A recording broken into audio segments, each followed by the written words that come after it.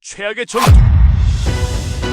치욕스런 패배, 상처와 잔재, 똥별의 전설, 3군단 정렬.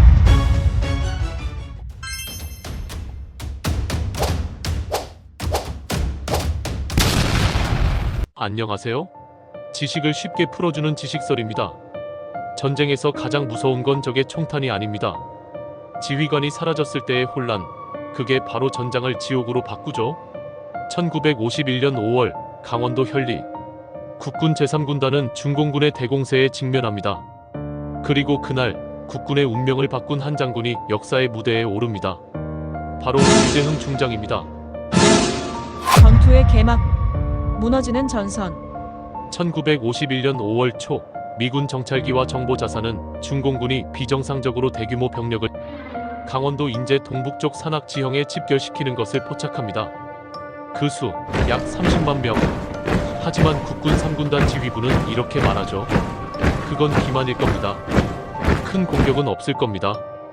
그 판단이 지옥의 시작이었습니다.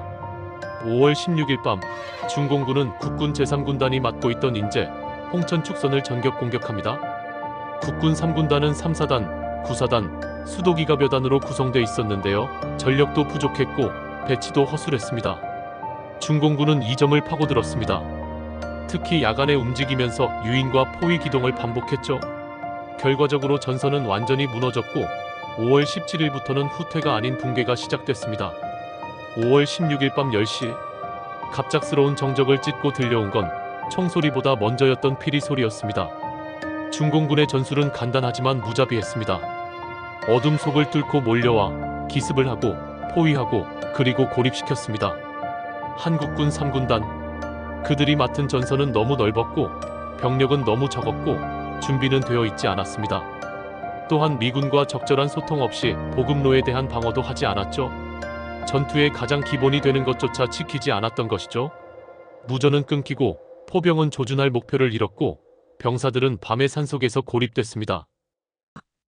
유재흥 중장의 이탈, 헬기와 함께 사라지다. 5월 17일 상황이 급속도로 악화되자 유재흥 중장은 강원도 인제 인근 야전 지휘소에서 후퇴 명령을 내립니다. 여기서 가장 논란이 되는 장면이 나옵니다. 제3군단장이었던 유재흥 중장이 5월 18일 오전 미군 헬기를 타고 전장을 이탈한 사건이죠. 일설에 따르면 그는 춘천까지 이동했고 현장 지휘 체계는 공중분해됩니다. 이 장면, 한국 전쟁사에서 가장 논란이 많은 장면 중 하나입니다. 군단장님은 헬기 타고 도망갔대. 우린 여기 있는데. 현장에 남겨진 병사들은 지휘 명령 없이 산속에 고립됐고 수많은 병력이 각자 판단으로 움직이다 적의 포위망에 들어갔습니다. 지휘관이 사라진 전장. 그것은 더 이상 전장이 아니라 학살의 무대였습니다. 장교들은 계급장부터 떼고 사병들과 뒤엉켜 아귀다툼을 벌이며 도망갑니다. 지휘관을 잃은 군대는 이제 중공군의 손쉬운 사냥감이 되고 맙니다. 좁은 골짜기에서 수많은 병사들이 뒤엉키며 매복한 중공군에 의해 그야말로 참혹한 학살이 일어납니다. 또한 군단급 장비 대부분이 고스란히 중공군의 소나기로 넘어가 후일 우리 아군을 공격하는 데 쓰입니다. 야전에서는 지휘소의 위치도 후퇴 경로도 집결지조차 공유받지 못한 병력이 산속에 고립됩니다. 이 시점에서 미군이 개입합니다. 미 제10군단은 현리 일대에 병력 수색대를 파견하고 중공군 진격 저지선을 형성하려 애씁니다. 알몬드 중장의 분노, 역사에 남은 대사. 그리고 여기서 매우 유명한 일화가 등장합니다. 현리 전투 직후 유재흥은 미 제10군단장 에드워드 알몬드에게 소환됩니다. 알몬드는 유재흥에게 이렇게 묻죠. 유 장군, 당신의 군대는 어디 있나요? 모르겠습니다. 당신은 병사들을 버리고 떠났어요. 그게 지휘관이 할 짓입니까? 자신의 군대가 어디 있냐는 질문에 모르겠습니다라고 답한 순간 이 대사는 미군과 국군의 지휘 신뢰를 단절시키는 장면이 됩니다. 알몬드는 유재흥에게 당신은 지휘관으로서 자격이 없다며 경노했고 그날 이후 제3군단은 미군의 작전 통제 하에 직접 들어가게 됩니다. 작전권 박탈. 알몬드는 메가더의 후계자인 클라크와 협의 후 국군 3군단에 대한 작전권을 미군이 직접 행사하기로 결정합니다. 이는 이후 한국군 전역에 적용되는 작전 통제권 위임의 시초가 됩니다. 이렇게 작전 통제권은 미군에게 넘어가게 됩니다. 즉, 유재흥의 판단과 전투 실패는 대한민국 국군의 독자 작전권을 잃게 만든 시발점이었어요. 현리 전투는 한국군의 독자적 지휘권이 공식적으로 무력화된 최초의 전투이자 전시작전권이 미국으로 넘어간 결정적인 계기였습니다. 그리고 이 작전권 문제는 수십 년 뒤 한 대통령이 이걸 되찾으려 하면서 다시 수면 위로 떠오릅니다. 병사들의 증언. 산속에 버려진 자들. 우린 생명을 잃었어요. 무전도 없고 먹을 것도 없고 그냥 죽는 줄 알았습니다. 산속에 있던 우리는 아무 소식도 들을 수 없었어요. 탄약도 식량도 다 떨어졌고 민가 옷을 훔쳐 입고 나오니까 우리 아군이 우리를 죽는 군인 줄 알고 총을 쐈어요. 수백 명이 그렇게 산속에서 실종됐고 전투 차량 수백 대와 포 수십 문, 보급품이 몽땅 현리 골짜기에 버려졌습니다. 그리고 민간인들도 피난 도중 5인 세격으로 희생됐다는 보고가 있었지만 그 누구도 책임을 지지 않았습니다. 전투 손실 요약. 숫자로 보는 참상. 현리 전투에서 국군 제3군단은 사실상 전투력을 상실합니다. 총 병력 약 2만 5천 명 중 전사 실종자가 약 30에서 40%에 이릅니다. 수천 명의 국군이 포로로 잡혀갔고 이때 국군 포로 조창호 중위도 북으로 압송되어 40년이 넘는 고초를 겪게 됩니다. 하지만 숫자보다 더 치명적이었던 건 지휘 체계의 붕괴였습니다. 또한 700여 대의 차량, 수십 문의 대포, 수천 정의 개인 하기, 그리고 무전기, 관측 장비, 보급 물자까지 현리 골짜기에 버려졌습니다. 미군은 이 사태를 전투 불능 상태로 규정했고 이후 제3군단은 작전에서 제외되며 재편성 절차를 밟아야 했습니다. 민간인 피해. 지워진 책임. 현리 전투 당시 민간인들도 피해를 입었습니다. 후퇴하는 부대가 피난민을 적으로 오인하거나 식량을 강제로 징발하고 통신이 끊긴 상황에서 아군끼리 오인 사격도 있었습니다. 하지만 그 모든 사태에 대해 책임을 진 사람은 없었습니다.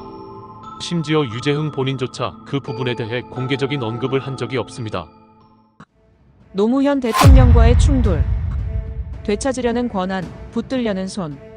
현리 골짜기엔 아직도 그날 버려진 차량의 잔해가 남아있다고 합니다. 하지만 더 무서운 건 그 전투 이후 군 내부에 남은 스스로를 믿지 못하는 그림자입니다.